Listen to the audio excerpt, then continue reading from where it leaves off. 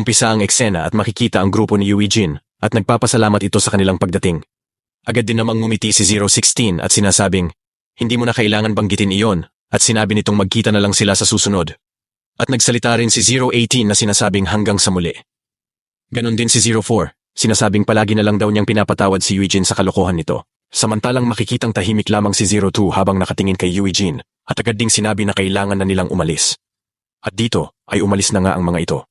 Samantalang makikita naman ang paglapit ni Hamchan kay Eugene, tinatanong nito kung iyon ba ang dati nitong grupo at kung bakit daw pumunta ang mga ito ng ganoon kalayo para lang tumulong.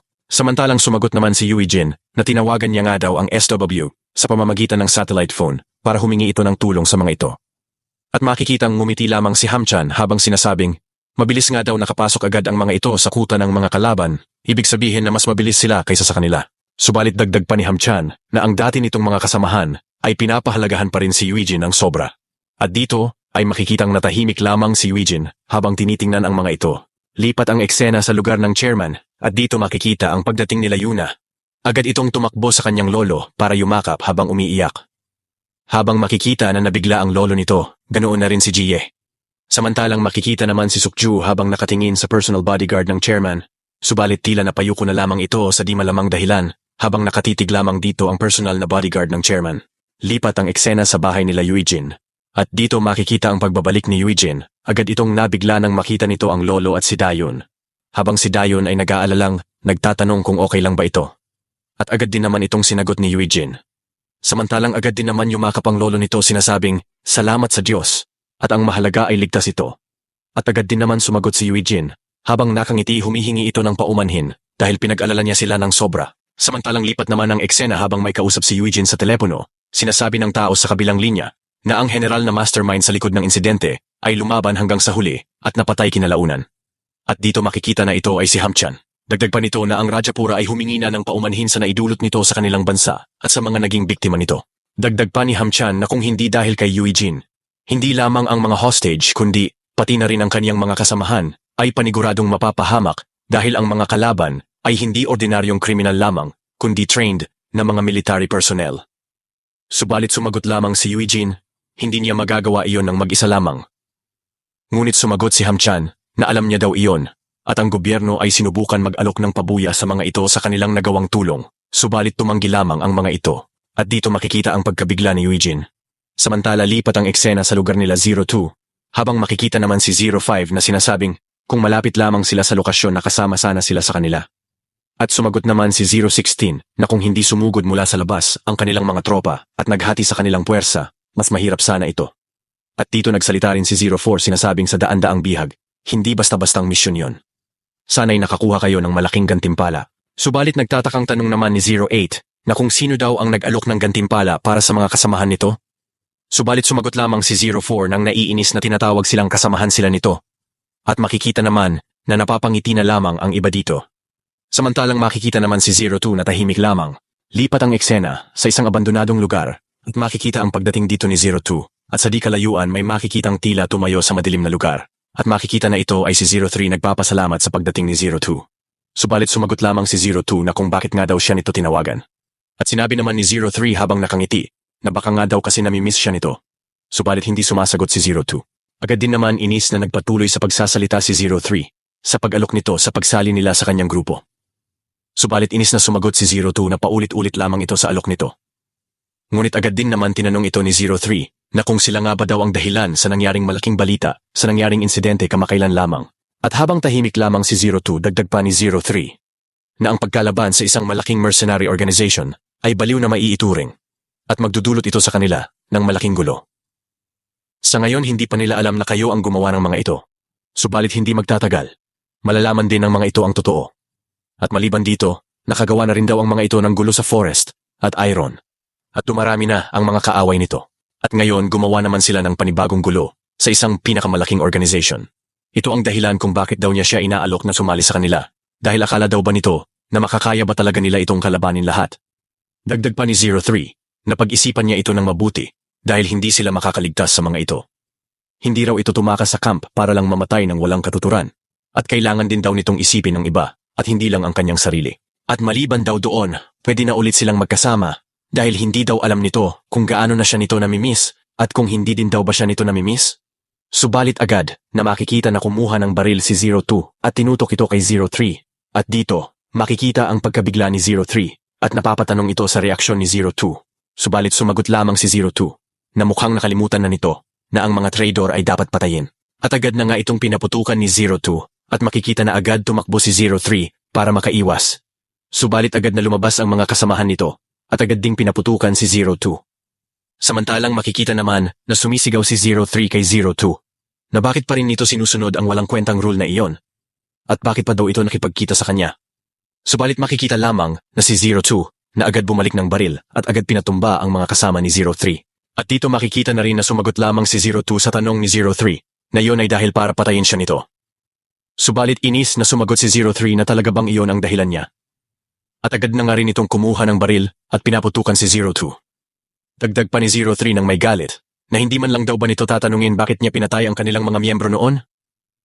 At habang natatahimik si 02, sumisigaw naman si 03, sinasabing pinatay niya daw ang mga ito dahil sa kapakanan ni 02. Dahil kung hindi niya gagawin iyon, lahat ng member ng grupo ay susundin lamang si 01 at hindi si 02. At dito makikita na nabigla si 02 sa mga sinasabi nito. Umpisa ang eksena at makikita si 03 na sumisigaw kay 02 na kung hindi ba alam nito ang nararamdaman ng lahat kay 01 na simula nang dumating ito sa kanila, wala na silang ginawa kundi sumunod dito.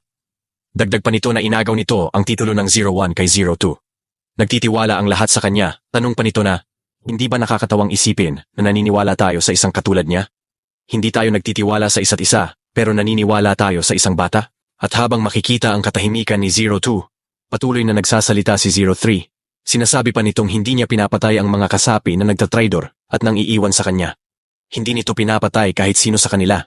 At habang nagagalit, naalala pa nito ang oras na nakita nito ang isa sa kanila na humahabol kay Eugene noon na sugatan. Agad tinanong nito si 03 kung nakatakas din ba si 01 sa kanya. At agad din naman sumagot si 03 nang nakangiti na ganoon na nga. Subalit sumagot lamang ang lalaki nang nakangiti. Nalulugod na nakatakas sa kanila si Eugene. At wala na silang dahilan para habulin nila ito.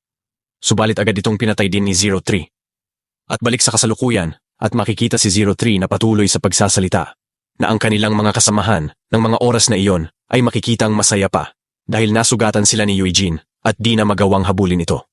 Tinanong nito agad si 02 na kung ano ang mangyayari kung ang isang tao na tulad ng lalaki ay babalik sa camp. Hindi ito makakatulong sa kanya kailanman, kaya pinatay niya ang mga ito para sa kapakanan ni 02. At agad din naman sumagot si 02 na naging malinaw na sa kanya lahat.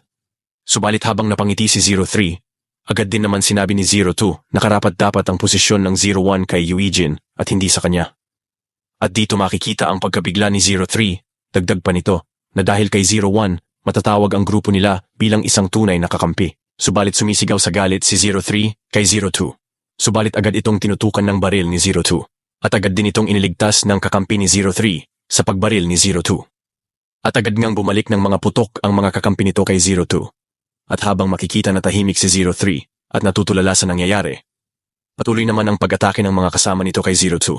At makikita na patuloy lamang itong nagtatago at agad na tumalon sa labasan. Samantalang lipat ang eksena kay 03 habang naaalala si 02 at bigla itong tinawag ng kasama nito, sinasabing nakatakas sa kanila si 02. Agad din naman sumagot si 03 habang nakangiti, humihingi ito ng paumanhin sa grupo dahil sa naging asal niya sa gitna ng sitwasyon at sa mga sinasabi nito kay 02 na narinig ng mga ito. Subalit pagkatapos, agad na nga itong binaril ni 03 at habang nagugulat ang mga kasama nito, agad na nga rin itong pinagpapatay ni 03 habang makikita ang matinding galit nito kay 02. Samantalang lipat ang eksena sa pagbabalik ni 02 sa kanilang base at dito makikita ang mga kasama nito na nagtatanong kung saan ito nanggaling. Subalit agad na dumiretso ito sa first aid kit. Agad din naman lumapit si 018 at tinatanong ito at dito na makikita ang sugat ni 02 na nagpagulat sa grupo. Subalit agad na inagaw ni 018 ang gamit habang sinasabi nitong hayaan niya siyang tulungan nito. At dito makikita lang na sumagot si 02 na napalaban siya nang tangkain nitong patayin si 03. At dito makikita lamang ang pagtahimik ng lahat samantalang habang tinitingnan ni 018 ang sugat nito. Sinabi din ni 02 na alam na ni 03 na sila ang umatake sa Mercenary Union. At habang natatahimik lamang ang lahat, dagdag pa ni 02 na paniguradong gagamitin ni 03 ang impormasyon na yon sa kanila. Subalit sumagot lamang si 04 na hindi na iyon nakakagulat At sinabi din nitong matagal na rin naman silang handa sa mangyayaring iyon. At dito makikita lamang ang pagsang-ayon ng lahat kay 04. Subalit agad din naman nagsalita muli si 04 kay 02. Sinasabi nitong kung sa susunod na makikipagkita ito kay 03, huwag itong pumunta ng mag-isa dahil hindi nito alam kung anong trap ang gagawin nito sa kanya. At habang makikita na tahimik lamang si 02, agad din naman itong tinanong muli ni 04 na kung naririnig ba siya nito. Subalit agad na sumagot si 08, tinatanong nito si 04 na kung plano ba nito na sumama sa kanya para pabagalin siya? At agad na nagalit dito si 04. Sumisigaw ito na kung bakit ito magpapabagal kay 08. Dagdag pa nito na siya ang mismong papatay kay 03 gamit ang kaniyang sariling mga kamay. Subalit makikita lamang na tahimik na pinagtatawanan si 04 ng mga kasama nito. Samantalang habang makikita naman si 02 na tahimik lamang habang napapaisip na dahil kay 01. Matatawag nila ang isa't isa bilang tunay na kakampi. At lipat ang eksena sa isang di kilalang lugar. At ang isa ay nagtatanong kung alam na ba nila kung sino ang umatake sa kanila.